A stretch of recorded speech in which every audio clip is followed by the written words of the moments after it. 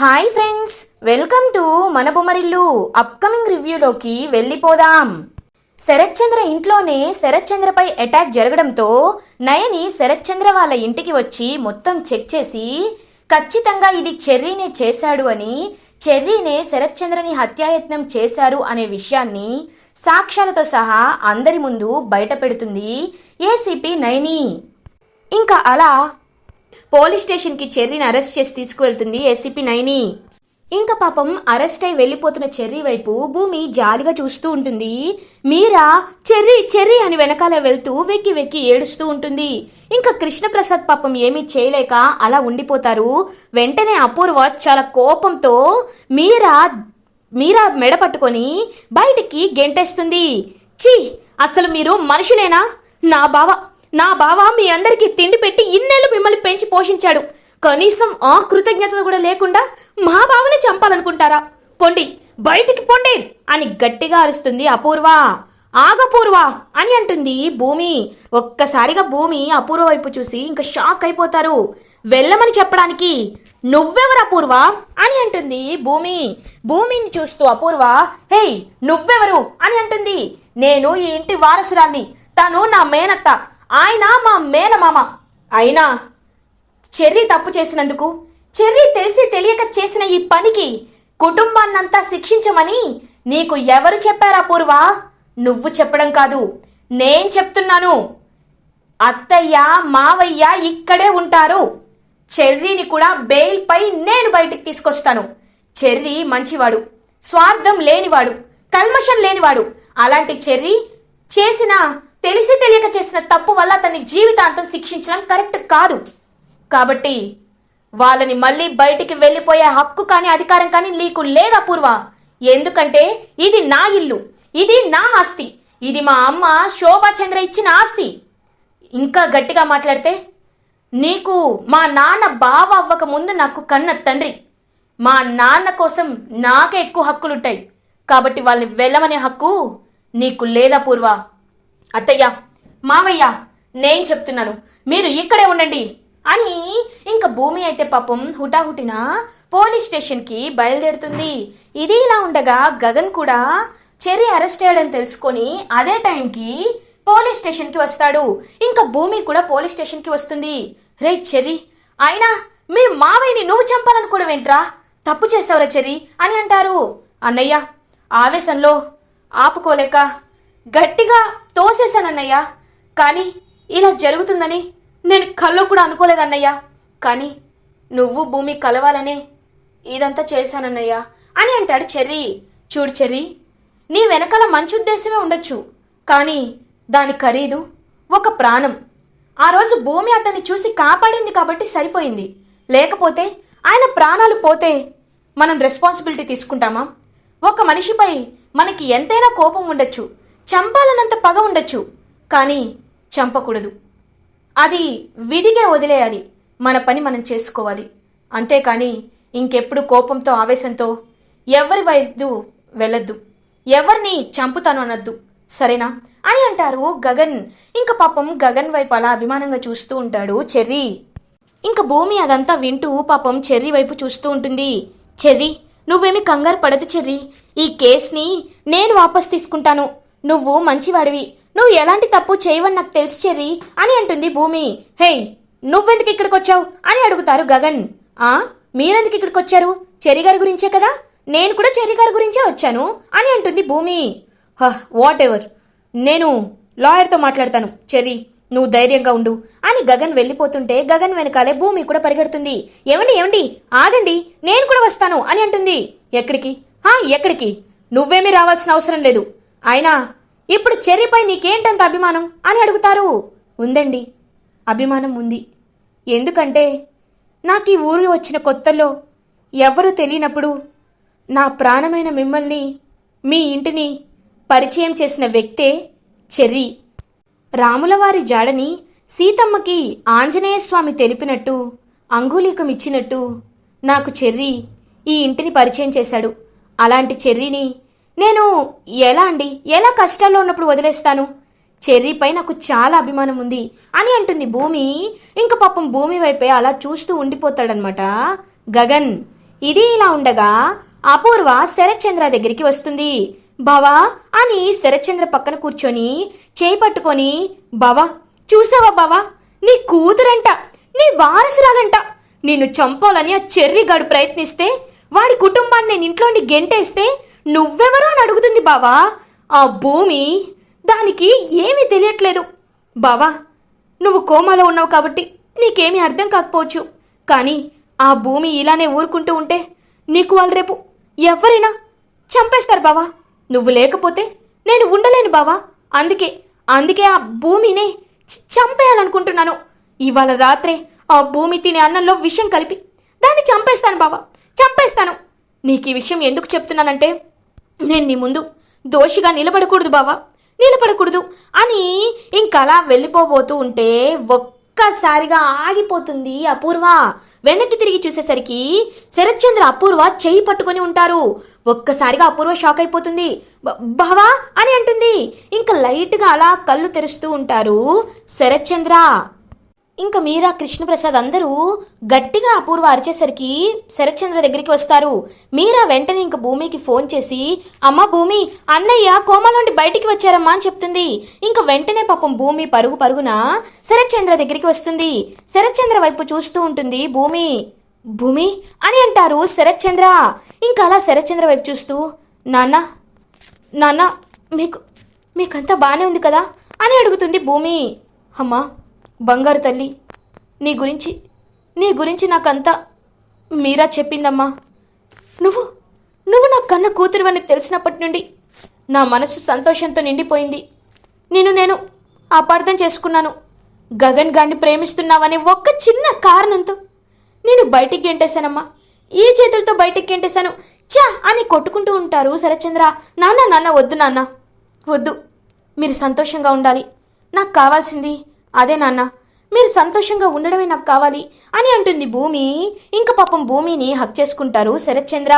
ఇదంతా అపూర్వ, నక్షత్ర, గోరింటాకు పిన్ని చూస్తూ ఉంటారు. చూసావా అమ్మాయి, కోమాలోండి బయటకు వచ్చాక నిన్ను కనీసం ఎలా ఉన్నావని కూడా అడగలేదు, కానీ ఆ భూమికి మాత్రం బంగారు తల్లి అంట, తన్ని బంగారంలా చూసుకుంటాడంట, చూసావా అని అంటుంది గోరింటాకు పిన్ని. ఇది కేవలం స్టార్టింగే పిన్ని. నాకు తెలుసు కదా ఎలా భూమిని దూరం చేయాలో అని ఆలోచిస్తూ ఉంటుంది అపూర్వ. ఇంక ఇది ఇలా ఉండగా మార్నింగ్ అవుతుంది. శరత్చంద్ర భూమికి ప్రేమగా టిఫిన్ తినిపిస్తూ ఉంటారు. అపూర్వతో, అపూర్వ నువ్వు బానే ఉన్నావా అని అడుగుతారు. బావా నీపై బెంగతో నేను అసలు భోజనం కూడా చేయలేదు బావా అని అంటుంది అపూర్వ. సరే ఇంకా బెంగ ఎందుకు, నేను బానే ఉన్నాను కదా, నువ్వు కూడా భోజనం చేసేసేయ్. అమ్మ భూమి రామ్మా అని చెప్పి ఇంక తన రూమ్కి తీసుకువెళ్తారనమాట శరత్చంద్ర. చూడమ్మా భూమి, ఇదిగో ఈ చీర, ఈ నగలు, ఇవన్నీ శోభచంద్రవమ్మ. వీటిని చూస్తూ రోజు బాధపడేవాణ్ణి. నా కూతురు బ్రతికుందని తెలిసాక, తను వచ్చాక ఇవన్నీ మీ అమ్మ నగలమ్మ అని తనకి ఇవ్వాలి అనుకున్నాను, కానీ కళ్ళ ముందు ఉన్న నువ్వే నా కన్న కూతురివని నేను ఊహించలేదమ్మా. నీకు ఇస్తున్న నగలు వారసత్వ ఆస్తి ఇదేనమ్మా అని అంటారు శరత్చంద్ర. నాన్న, నేను ఈ నగల కోసమో లేకపోతే ఇంకా ఈ ఆస్తి కోసమో మీ కూతురిగా ఉండాలి అనుకోలేదు నాన్న. నాకు నాన్నగా ఒక గుర్తింపు, మీ నుండి గుర్తింపు రావాలి. శోభాచంద్ర గారి కన్న కూతురిగా భరతనాట్యం నేర్చుకుంటూ ఉంటే అదే చాలు నాన్న అని అంటుంది పాపం భూమి. అమ్మా నా సంతోషం కోసమమ్మా, ప్లీజ్ భూమి అని చెప్పి ఇంకా మీరాని పిలుస్తారు. మీరా త్వరగా రా, భూమిని ఈ నగలతో తయారు చేసి కిందకి తీసుకురా అని చెప్పి ఇంక కిందకి వెళ్ళిపోతారనమాట శరత్చంద్ర. ఇంక మీరా శోభాచంద్ర నగలు, చీరని భూమికి కట్టి అలా కిందకి తీసుకువస్తుంది. ఇంకా అలా శరత్చంద్ర భూమి వైపు చూస్తూ చాలా అంటే చాలా హ్యాపీగా ఫీల్ అవుతారు.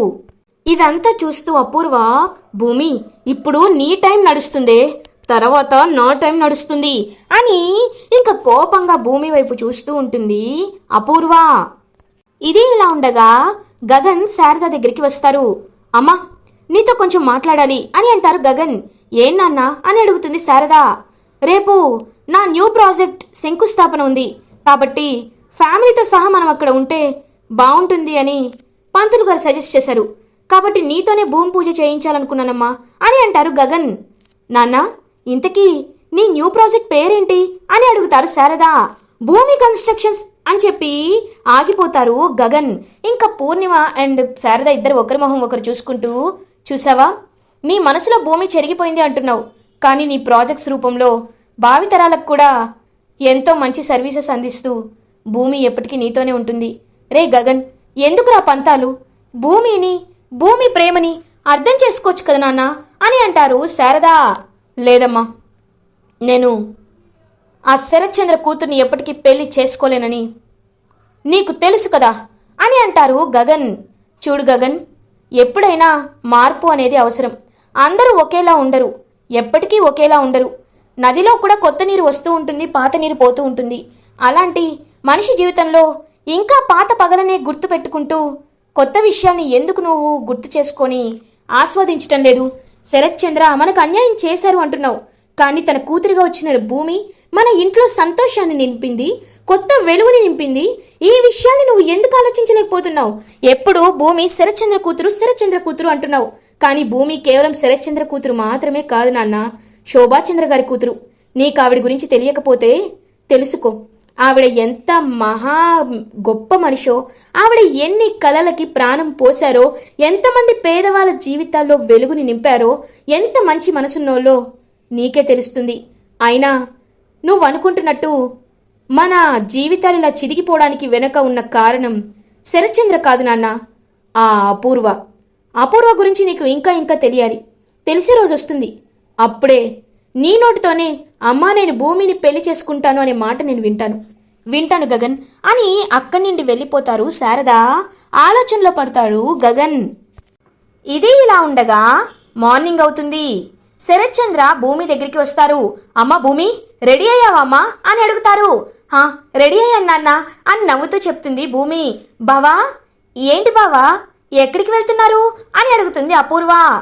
చెప్పాను కదా అపూర్వ, మన శంకుస్థాపన కొత్త ప్రాజెక్ట్కి ఇవాళే పంతులు గారు ముహూర్తం పెట్టారని, సో భూమితోనే తొలి భూమి పూజని చేయించాలి అనుకుంటున్నాను అని అంటారు శరత్చంద్ర.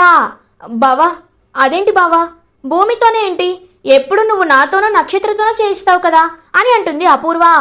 చూడపూర్వ, 25 ఏళ్ళు నక్షత్ర నువ్వు నా ప్రాణంగా ఉన్నారు. నక్షత్ర నా దగ్గర ఉండి నా కూతురిగా అనుభవించాల్సిన అన్ని లగ్జరీస్ అనుభవించింది. కానీ నా బంగారు తల్లి భూమి చిన్నప్పుడు ఎవరి దిక్కు దొరికిందో, ఎన్ని కష్టాలు పడిందో, ఎక్కడ ఉందో నాకు తెలీదు. అలాంటి నా కన్న కూతురు నా బంగారు తల్లి భూమిని చిన్నప్పటి నుండి తను ఏమేమి కోల్పోయిందో, తను ఎలాంటి హోదాని, తను ఎలాంటి లగ్జరీని కోల్పోయిందో అవన్నీ నేను ఇవ్వడానికే ప్రయత్నిస్తున్నాను. మీరు బాధపడరనే అనుకుంటున్నాను అని అంటారు శరత్చంద్ర. అయ్యో, బాధేముంటుంది బావా, నాకు భూమి కూతురితో సమానం. ఖచ్చితంగా మీరు సంతోషంగా ఉండడమే కదా నాకు కూడా కావాల్సింది. సరే బావా, నేను కూడా వస్తాను అని అంటుంది అపూర్వ. ఇంకా అందరూ కలిసి శంకుస్థాపనకి బయలుదేరతారు. కరెక్ట్గా పక్కనే భూమి కన్స్ట్రక్షన్స్ గగన్ వాళ్ళ శంకుస్థాపన జరుగుతూ ఉంటుంది. ఇటువైపు శరత్చంద్ర వాళ్ళ శంకుస్థాపన కూడా జరుగుతూ ఉంటుంది. రెండు పక్క పక్కనే ఉంటాయి, ఒక చిన్న లైన్ మాత్రమే తేడా ఉంటుంది. ఇంకలా కార్ దిగి భూమి చూడీదార్లో నడుచుకుంటూ వస్తూ ఉంటే అప్పుడే గగన్ వాళ్ళు కూడా కార్ దిగి అలా వస్తూ ఉంటారు. ఇంకా భూమి అయితే గగన్ వైపు పాపం ప్రేమగా చూస్తూ ఉంటుంది, గగన్ కూడా భూమి వైపు ప్రేమగా చూస్తూ ఉంటారు. శరత్చంద్ర మాత్రం గగన్ వైపు కోపంగా చూస్తూ ఉంటారు. శరత్చంద్ర, ఇప్పుడు మీ ఆరోగ్యం ఎలా ఉంది అని అడుగుతారు గగన్. పర్లేదు, బానే ఉంది అని అంటారు శరత్చంద్ర. బావా, నువ్వేంటి బావా వీడితో మాట్లాడడం అని అంటుంది అపూర్వ. అపూర్వ, శత్రువు అయినా పలకరిస్తే మంచిగానే మాట్లాడాలి. అయినా ఇప్పుడు వాడు ఏం మాట్లాడాడని నా ఆరోగ్యం గురించి అడిగాడు, అంతే కదా? అంతే, రా వెళ్దాం అని అక్కడి నుండి తీసుకువెళ్ళిపోతూ ఉంటారు. ఇంకా శరత్చంద్ర ఇంకా భూమి వైపు పాపం చూస్తూ ఉంటారు గగన్. భూమి అలా పక్కకు తిరిగి చూసేసరికి అక్కడ భూమి కన్స్ట్రక్షన్స్ అని బోర్డు కనబడుతుంది. ఇంకా పాపం భూమి, ఏవండి మీరు నేను మనసులో లేరు అని అంటున్నారు, కానీ చూసారా మీరు ఈ ప్రాజెక్ట్కి నా పేరే పెట్టారు అని మనసులో అనుకుంటూ పాపం హ్యాపీగా ఫీల్ అవుతుంది భూమి. ఇటువైపు శరత్చంద్ర కూడా, అమ్మా భూమి వెళ్ళి ఇటుకని పెట్టమ్మా అని అంటారు. ఇంకలా పూజారి గారు మొత్తం పూజ చేసి శాస్త్రోక్తంగా భూమి చేతికి ఆ ఇటుకనిచ్చి భూమి పూజ అయితే స్టార్ట్ చేపిస్తారు. ఇటువైపు గగన్ కూడా అదంతా చూస్తూ ఉంటాడు. ఇంకా భూమి అలా గగన్ దగ్గరికి వస్తుంది దొంగతనంగా. ఇదంతా శరత్చంద్ర వేరే వాళ్ళతో కూర్చొని మాట్లాడుతూ ఉంటే ఇంకా దొంగతనంగా భూమి వస్తుందనమాట. నాన్న గగన్ నువ్వు పెట్టు నాన్న అని అంటారు శారద. ఇంకా గగన్ కరెక్ట్గా ఇటుక పెడుతూ ఉంటే భూమి కూడా పరిగెత్తుకుంటూ గగన్ పక్కనే వచ్చి ఆ ఇటుకను పట్టుకొని గగన్తో పాటే పెడుతుంది. ఒక్కసారిగా గగన్ భూమి వైపు చూస్తూ ఉండిపోతారు. భూమి కూడా అలా ఇంకా గగన్ వైపు ప్రేమగా చూస్తూ, ఏవండి ఈ ప్రాజెక్ట్కి నా పేరు పెట్టారు, అలాంటప్పుడు నేను భూమి పూజ చేయకపోతే ఎలా అని హ్యాపీగా చూస్తూ ఉంటుంది భూమి. అప్పుడే గగన్కి ఫోన్ కాల్ వస్తుంది. నేను ఇప్పుడే వస్తున్నాను అని చెప్పి ఇంకా గగన్ అయితే బయలుదేరుతారు. ఏవండి ఎక్కడికి అని అడుగుతుంది భూమి. చెర్రీ రిలీజ్ అయ్యాడంట అని చెప్పగానే ఇంకా భూమి కూడా గగన్తో పాటు వెళ్ళాలనుకుంటుంది. కానీ శరత్చంద్ర ఉండడంతో పాపం ఆగిపోతుంది భూమి. ఇంకా అలా గగన్ అయితే చెర్రీని రిలీజ్ చేసి తీసుకువస్తూ ఉంటారు. ఇది ఇలా ఉండగా నక్షత్ర అటు ఇటు తిరుగుతూ ఆలోచిస్తూ ఉంటుంది. ఏంటమ్మాయి కాలు నొప్పి వచ్చేలా తిరగడం కాదు, బ్రెయిన్కి పదును పెట్టాలి అని అంటుంది గోరింటాకు పిన్ని. గోరింటాకు నువ్వు నన్ను తక్కువ అంచనా వేస్తున్నావు. చూడు మమ్మీ భూమిని చంపుతా అంటుంది, కానీ మమ్మీకి ఇప్పుడు అంత సీన్ లేదు. ఎందుకంటే భూమి ఫోకస్ అంతా మమ్మీ మీదే ఉంటుంది, అందరి ఫోకస్ కూడా మమ్మీ మీదే ఉంటుంది. మమ్మీ అఫీషియల్గా ఏ పని చేయలేదు కాబట్టి దాన్ని పైకి పంపే ప్లాన్ నేనే వేయాలి గోరింటాకు. నాపై ఎవ్వరికి అనుమానం లేకుండా నీట్గా స్మూత్గా ఆ భూమిని పైకి పంపించేస్తా అని అంటుంది నక్షత్ర. ఓహో ఇలా ఆలోచిస్తున్నావా, ఏం చేయబోతున్నావు అని అడుగుతుంది గోరింటాకు పిన్ని. ముందు దానితో మంచితనంగా నడుచుకుంటా, అక్క అని పిలుస్తూ దాని వెంటే తిరుగుతా, తర్వాత ఛాన్స్ చూసుకొని దాన్ని పైకి పంపిస్తా. ఇప్పుడు మనం చేయాల్సింది కేవలం అది మాత్రమే గోరింటాకు అని క్రూయల్గా ఇంకా ప్లాన్ వేస్తూ ఉంటుంది నక్షత్ర. అప్పుడే అపూర్వ క్లాప్స్ కొడుతూ, శభాష్ నక్షత్ర, నా కూతురు అనిపించుకున్నావు. ఎదురు దెబ్బ తీయలేనప్పుడు దొంగ దెబ్బ తీయాలి. నువ్వు బాగానే బ్రెయిన్కి పదును పెట్టావు, నా వల్ల కాంది నువ్వు చేస్తున్నావు. దానితో కలిసిపో, తర్వాత టైం చూసుకొని దాన్ని నీట్గా పైకి పంపించేద్దాం అని ఇద్దరు ఇంకా నవ్వుతూ ఉంటారు అపూర్వ అండ్ నక్షత్ర. గోరింటాకు పిన్ని మనసులో వీళ్ళెన్ని ప్లాన్లు వేసినా శరత్చంద్రాలుడు భూమిని గీత కూడా పడనివ్వడు. ముందా గగన్ గాడు భూమికి కాపలాగానే ఉంటాడు. వీళ్ళ విషయం ఎప్పుడు తెలుసుకుంటారో అని మనసులో అనుకుంటుంది గోరింటాకు పిన్ని. ఇలా ఎపిసోడ్ ఎండ్ అవుతుంది. ఫర్దర్ ఎపిసోడ్ రివ్యూస్ ముందుగా మీకు కావాలి అనుకుంటే మా ఛానల్ని సబ్స్క్రైబ్ చేసుకోండి. Thanks for watching.